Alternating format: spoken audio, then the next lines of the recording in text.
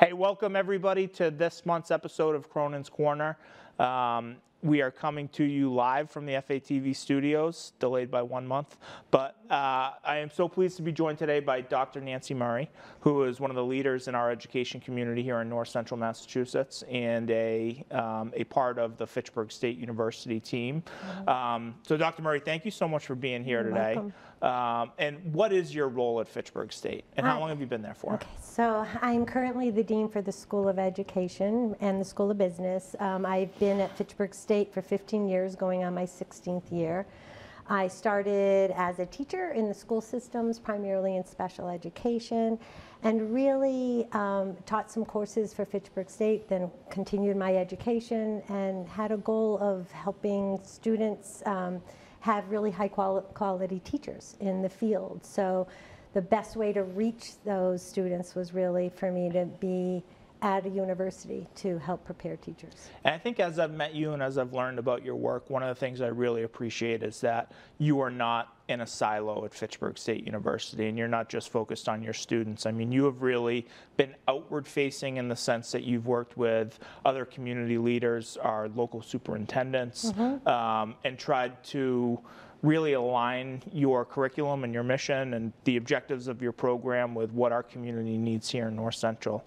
So can you talk a little bit about your relationships with our school districts outside of Fitchburg State? Absolutely. And keeping in mind, I think that education, the goal for us is to always provide a safe, high quality learning environment for all students. And that's not just at Fitchburg State, I mean, or in the area, but it's in all of our outside communities in our regions. So every month I have the pleasure of meeting with our superintendents. And as we came out of COVID and we began to meet face to face, which was really exciting, one of the issues that continue to come up, as many people know, is that we have a teacher shortage. And so the superintendents began to brainstorm collaboratively of how can we begin to meet the needs of all of the districts and increase the teacher population, but while increasing the teacher population, making sure that we are reaching out and getting teachers, prepared teachers that are representative of our students, because we don't necessarily have that diversity and that representation in our school systems. So, I mean, just stepping back, I mean, what are some of the broad issues? I think, you know, we're still coming to terms with how harmful kids not being in person in schools because of COVID was for their short-term and long-term development. But what are some of the challenges that the superintendents and yourself as working in post-secondary education have seen? So one of the challenges for the superintendents has definitely been getting teachers. And I don't mean to go back to that, but that is a huge challenge for them. Bread and butter, right? Yeah. Yep. And it's primarily teachers, special education teachers, that there's a need for. I get almost every day, at least 3 times a week, emails from principals, superintendents. Nancy, do you have anybody? We're looking for a middle school teacher. We're looking for this teacher. So that is, I think, the first area for which they have to be concerned with, because if you don't have a teacher for your students, you know, that's obviously a huge issue and a crisis. The other thing that they've seen too is mental health issues. Students coming out of COVID, readjusting to the classroom, even if it's not mental health, but it's major anxiety about coming back into the classroom. I think we need to be cognizant of that. We need to be aware of the transitions that students are feeling. I know some people that their children are still at home and being taught at home because the transition has been so difficult for them. And I know, you know, the mental health crisis that I think affects especially that we are feeling in our school system. I think we're feeling everywhere in the community. But it's like the teacher shortage and the fact that we just, we don't have enough trained professionals to meet the need, both, and whether that's counselors at our schools or professionals in inpatient units in healthcare facilities across the state. So another thing that is really hard to, kind of, flick your fingers? Yeah, you can't make it happen overnight, right? So it's tough to onboard people, and you really need to have vision and look 3, 4, 5, 8 years down the road. Yep. So returning to kind of your mission and your primary work, can you talk about just the numbers and how the numbers and demographics have changed in communities like Fitchburg and Leominster and Gardner and Clinton, and how we need to respond by diversifying our teacher workforce? Yes, absolutely. And I don't have the percentages in the top of my head right now, but we have seen a definite increase in our Hispanic and Latinx student population. However, there's a huge discrepancy between the diversity that we see in our students in the classroom and our teachers. When we look at enrollment in the university, and this is across all institutions, not just Fitchburg State. I run what's called SCOPE. It's a meeting we meet monthly with the Department of Elementary and Secondary Education and the Department of Higher Ed, with all of the deans for the state institutions in Massachusetts. And this is, we are all experiencing a decrease in enrollment in education, as well as in human services, as well as in nursing.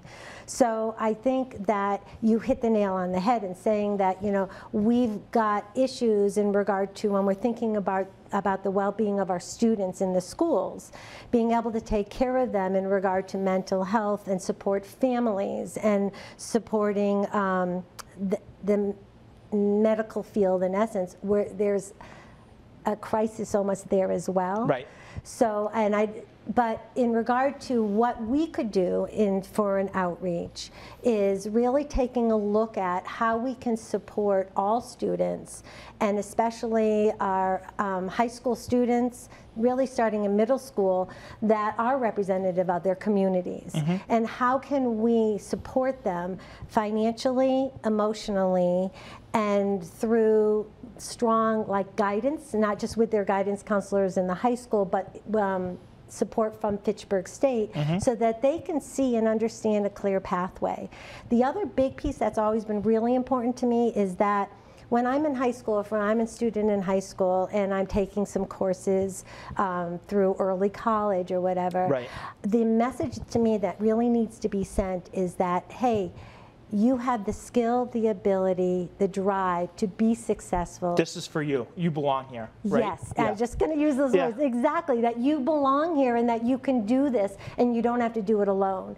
And I think the pathway which we created with Mr. Roach, Jeremy Roach, and Dr. Jokola at Fitchburg, with Fitchburg High School, is a wonderful model, and I can speak about that if you want me to, but I have already reached out and spoken to other schools to begin to replicate the model. And this is something that's so exciting to me, because this isn't the workforce shortage and our diversifying our teachers is something that affects every school district across the state, especially in Boston, especially in our gateway cities. And I do feel like Fitchburg State and yourself are really leading across the state.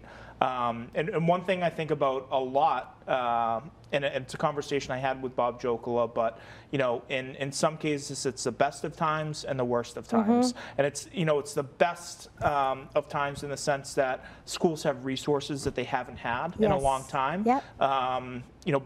We just, at the end of July, Governor Baker signed the fiscal year 23 budget that the legislature sent him.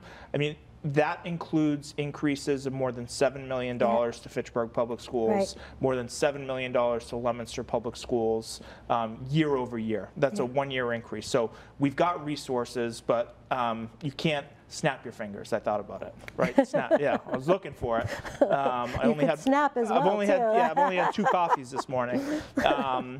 but making sure we have a pathway that is sending kids from our community back into our classrooms, and we want that, right? We want kids to go through Fitchburg Public Schools or Leominster Public Schools, go to Fitchburg State or ULowell or State University, and then come back and teach. So you have been leading and innovating on the Future Educator pathway. So can you tell us what that is and why I'm so excited about it? Yes, I will try, because there's so many moving parts to it, but it's really exciting to me as well. And the other, before I get into what the pathway looks like, the other thing is that we are creating right now a template that is, so as a freshman, what do I do? Who do I contact? A freshman in high school. In high school, thank you for clarifying that. When I'm a sophomore in high school, what can I take? Who do I contact? So that when I'm no longer in this position, when I'm gone, someone else is in, or vice versa, if there's a new superintendent, that this creative pathway doesn't just go away, because I always worry that happens, that when someone is passionate about something and they're supporting it and driving the bus for that it's going well, but then when that person steps down, sometimes it doesn't continue. So we've been working diligently on creating a clear pathway that can be sustainable. Right. And so what it looks like is there's a number of other initiatives that are like embedded in it. So if I'm a freshman in high school, I have the opportunity to be a part of what's called the Future Educator Academy at Fitchburg State. That includes taking a number of micro-credentialing, like workshops, earning badges around CPS, we've just added one about, I love it, understanding finances. So how does that benefit every student is when I get a credit card, what happens? My interest rate. Financial literacy. Thank you, that's the word I was looking for, yes. And so we've added that piece of it. We have, they can attend the CRTLA, which it trains them to be a tutor, and they earn a certificate, not from Fitchburg State, but from the agency, to be a tutor at any university. So they can earn that. So we have a number of badges and workshops that students their freshman and sophomore year can take. They can also... And in the back of their mind, right, they know this opportunity is going to be there as juniors and seniors, and so they're kind of dipping their toe in the water to say, is this something that maybe I'm interested, or maybe I want to pursue, or am passionate about? Absolutely, and thanks, because you also reminded me that we get them now on campus. So again, it begins to develop them feeling comfortable in a college campus, feeling as if they belong in a college campus, and developing relationships, because the people that do most of the workshops are faculty at Fitchburg State. Right. So they're making those connections already. That happens their freshman and sophomore year. Starting their junior year, they can take different early college courses. So can we stop right there? Absolutely. Can you explain what early college? This is I love early college, but can you explain to everybody what early college is? Absolutely. So early college it's almost like a dual enrollment, that students, while they are in high school, are taking college level courses that it's no cost to them, and they are taking courses that... So parents, this can save you $100,000. If you're listening right now, record it, TiVo this. You can save a lot of money by listening to Dr. Murray right now. I have other money pieces too to help with that. But so yes, so they can take 2 education courses, and they take one their junior year and one their senior year. That's just the education courses that they take that will count towards their degree. They are actually the exact same courses that they would be taking their freshman year at Fitchburg State. So they're not watered down, it's the same content, and they're taught by Fitchburg State full-time faculty. They also take other gen ed required courses. So writing 1 and writing 2, they can take those as well. So they can take up to 12 credits, meaning 4 courses, almost a full semester, while they are in high school, that count towards their degree at Fitchburg State. And again, I think, as we've mentioned a number of times, I think not only does it allow them to get 12 credits under their belt, the financial aspect of it and all that, but they also see themselves as being able to do it.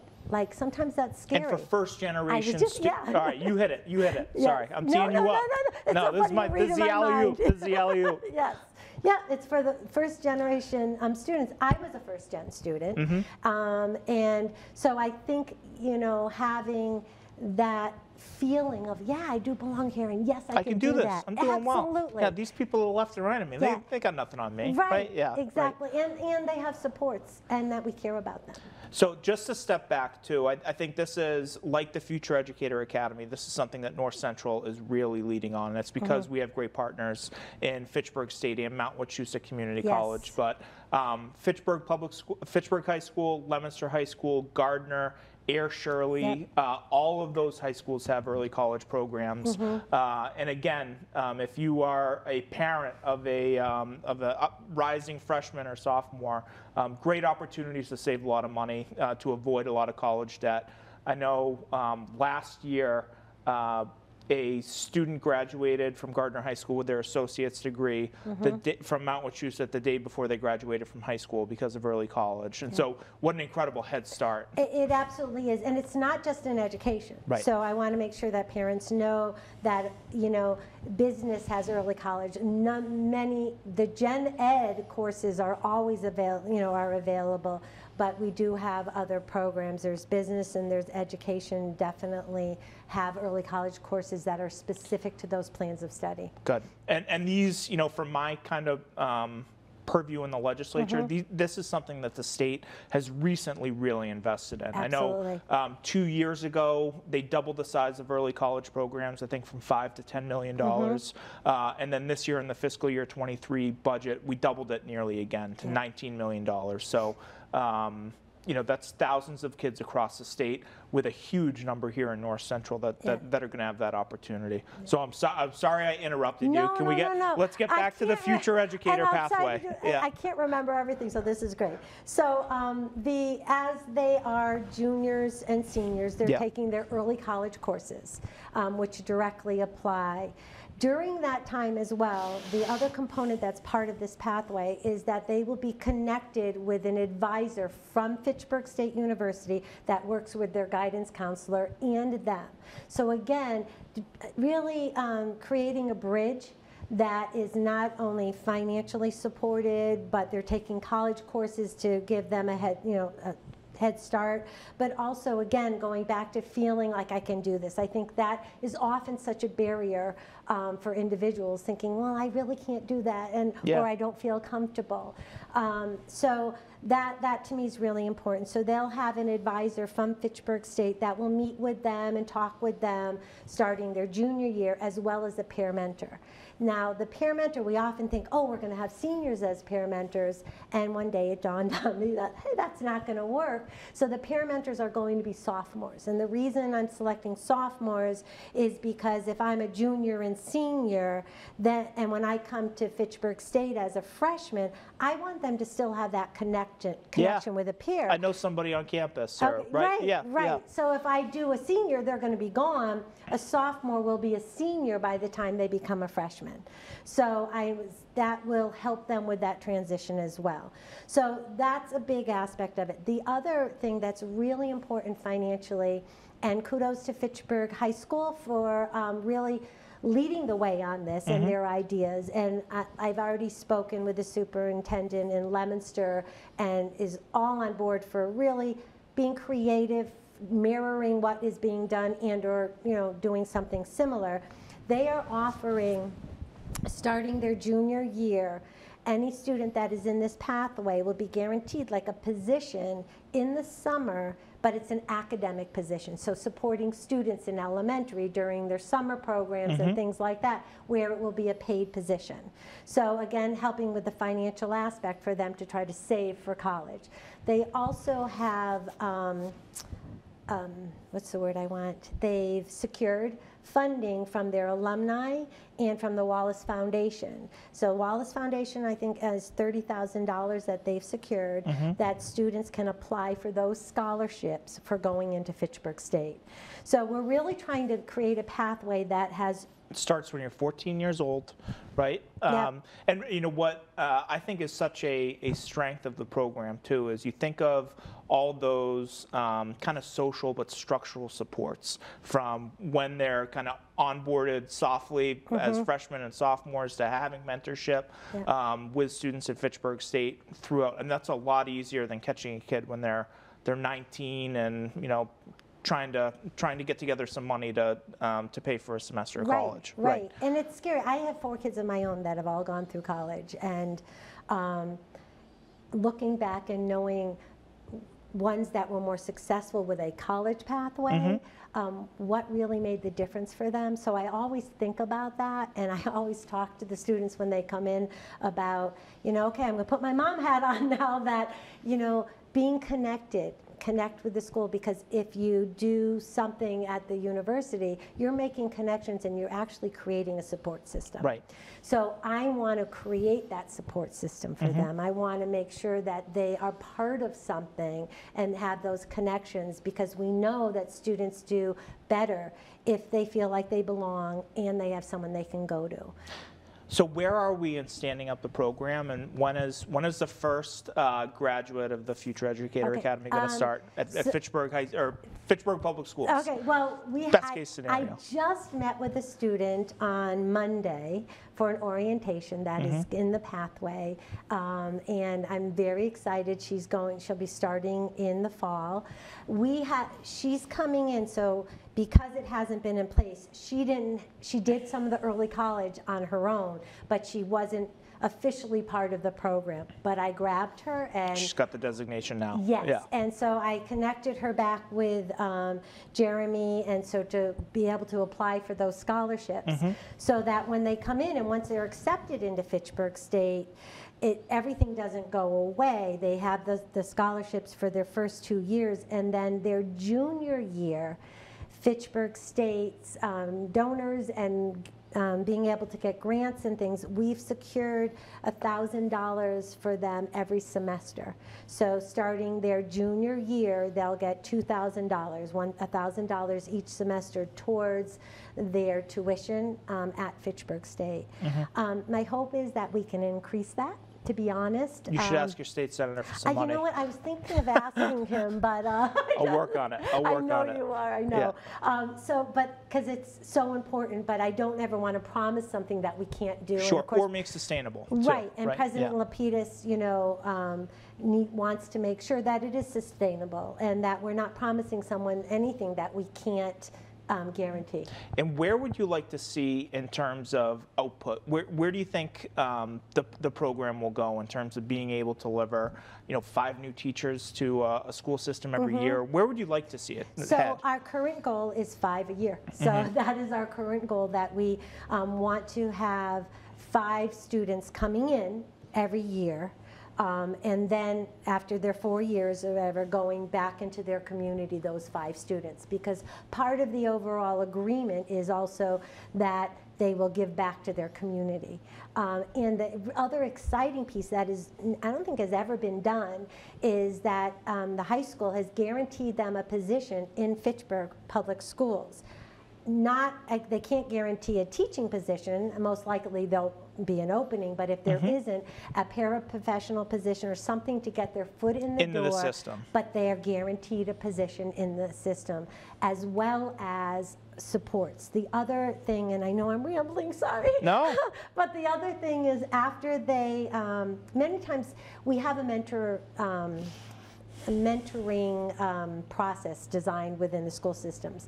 However, we know that that first 3 years of teaching can be really tough. So I've created on our website and for teachers that graduate an alumni resource page. So we keep sources within, like resources in that, and there's a link where they can email a question, and then our grad assistant vets the question, so then that will go to, if it's a reading question, I have a student that's struggling with reading, any other suggestions, what can I do? We can vet that, send it to our teachers, the faculty that are teaching reading, and they can respond to that student. So really, if you can see, I'm trying to make it starting in the high school, right? all the way around, so that it benefits our teachers and our students in our school systems. One of the most intimidating things I've done since I've gotten this position, I've been invited a few times to Lunenburg High School, and standing in front of a group of 20 or 30 like sophomores is pretty intimidating. And I don't know how teachers do it, right? I mean, I thought I was interesting and dynamic, and I was putting kids to sleep left and right. Any middle school or high school can do that to you. So it's I don't know how you do it, but they're wonderful. And one thing that I do that is really important to me personally is that I always want our students to leave, and teachers, that every day we have an opportunity as an educator. To me, to be a teacher is a gift. You have this opportunity to positively impact a student's life. And I always say that to my students, that you have this wonderful opportunity to really impact an individual's life, whether they're early childhood, elementary, middle school, or high school. And to me, that's a gift. It's a difficult gift to take on sometimes, but that is a gift. So one of the things that we've kind of danced around so far is when we talk about diversifying our teacher workforce, we're also talking about diversifying the number of languages that those teachers speak. Yes. Can you talk about, and again, it's a demographics issue in terms of how our population here in North Central has changed, especially in our gateway communities. Can you talk about how your model responds to the challenge of an increased number of English language learners? Absolutely. With the supports and the outreach and having us go speak to students, and actually Lourdes Ramirez, who is our placement officer, she does all of our placements, and she does outreaches to schools as well. She is bilingual, and speaking to students, again, to send the message that you have support, you can do this, you belong, and you're needed. Like, there is such a need. So through those types of supports, our hope is that we pull students in. And we also, as far as our teachers, we have started a ESL certificate at the graduate level, and we're pulling in a minor for that, because I don't think enough teachers are have as much knowledge base as they need to around. And that's a really simple idea, but pretty profound, right? I mean, we need teachers that speak the same languages as the students in their classroom, right? Yep. So what are you most excited about in terms of how this model could spread across the state? Because you alluded to your work meeting with different people like you who are at other state universities or in charge of other districts. So where do you hope this model could go in the next 10 or 20 years? I hope everyone does. And the nice part is... Are you going to get royalties or anything? No. I'm really, I just, like I said, my bottom line, it sounds so corny, but my bottom line is always the students, and always has been my entire life. And I think that I've had the opportunity to share this model at different conferences or meetings with DHE. And I've been asked to kind of present that. And that's why I'm really trying to get the logistics done, so that I can also say, well, here's a model. Tailor it to what you need. Tailor it. Right. Here's the logistical aspect of it so that it's sustainable.